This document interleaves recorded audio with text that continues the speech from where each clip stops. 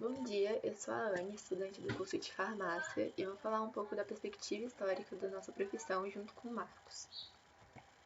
Bem, no século XVI a.C. já havia vestígios da nossa profissão documentados por um documento chamado Papiro de Ebeles, que é um documento egípcio onde se tem registrado inúmeras substâncias e fórmulas medicinais. Já a partir do século I já tem grandes nomes de médicos e filósofos que foram importantes para a profissão. Entre eles estão Dioscórides, que é o fundador da farmacognésia, e o Galeno, que até hoje é conhecido como o pai da farmácia. No século V foram criadas as primeiras boticas, que era como eram conhecidas as farmácias antigamente, e que só foram consideradas como comércio depois de 1640. Bem, no século VII e no século VIII, a profissão se separou da medicina, pois antes disso era conhecido como uma área da mesma. E através do Tratado Édito de Melfi, foi proibida a associação entre essas duas profissões. No século XVI, chegou o primeiro boticário no Brasil, junto ao governador-geral Tomé de Souza.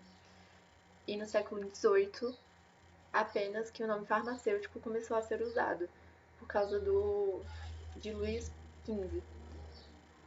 E no século XX, a partir do decreto 19.600, que dispõe sobre a profissão e seu exercício no Brasil, que foi considerada realmente uma profissão aqui.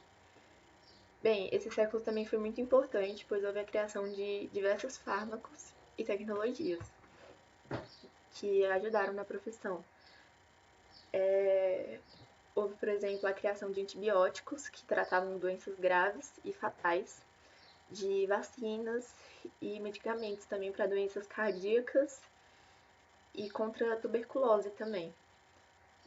E também na década de 60 houve a criação da pílula anticoncepcional, o que foi muito importante para a história da profissão.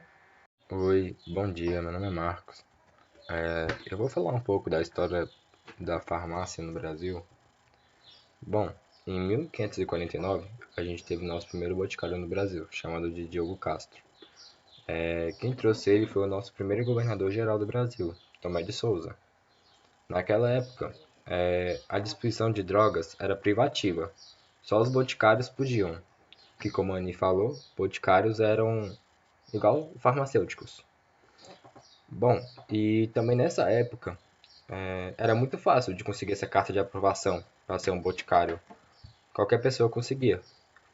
E só era permitida a venda de medicamentos se tivesse essa carta de aprovação. Também há uma contra-questão que os jesuítas, eles tinham pequenos boticários anexados aos colégios. Só que era meio duvidosa a qualidade desses produtos, porque eles não tinham carta de aprovação nem nada. Era como se fosse um pequeno contrabando. Agora eu vou falar um pouco de 1832.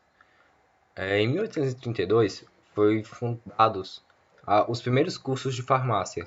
Só que tinha um porém. Eles eram vinculados às faculdades de medicinas do Rio de Janeiro e da Bahia. Bom, e após essa decisão, ficou estabelecido que ninguém mais poderia vender medicamentos, curar ou ter botica sem ter o título da farmácia mesmo, sem ter o certificado mesmo do curso de farmácia. E com isso, o governo praticamente obrigou os donos de farmácia a contratar funcionários que tinham farmácia no seu currículo, que tinham curso de farmácia. E isso foi uma grande evolução para nossa história. Bom, já em 1839, houve uma grande evolução, por assim dizer, no curso da farmácia, pois em Minas Gerais, em Ouro Preto, surgiu uma escola chamada de Escola de Farmácia de Ouro Preto, que foi a primeira faculdade independente do curso de medicina. E isso prestigiou ainda mais o curso de farmácia, porque deixou ele independente. Agora já em 1900, teve a vinda da família real ao Brasil, e assim foi se investindo mais e mais na profissão. criando escolas de farmácia, onde os primeiros farmacêuticos foram formados no Brasil. Tudo isso ocorreu em 1900, me desculpe. Bom, agora já em 1960, através da Lei número 3.820, foi criado o Conselho Federal de Farmácia e os Conselhos Regionais de Farmácia no Brasil. Já em 1988, houve a criação do SUS, que é o Sistema Único de Saúde. E com isso, o governo teve a obrigação ainda mais de cuidar da saúde dos seus cidadãos. Em 2002, foi definido o que era para ter na graduação de um curso de farmácia e em sua grade curricular também.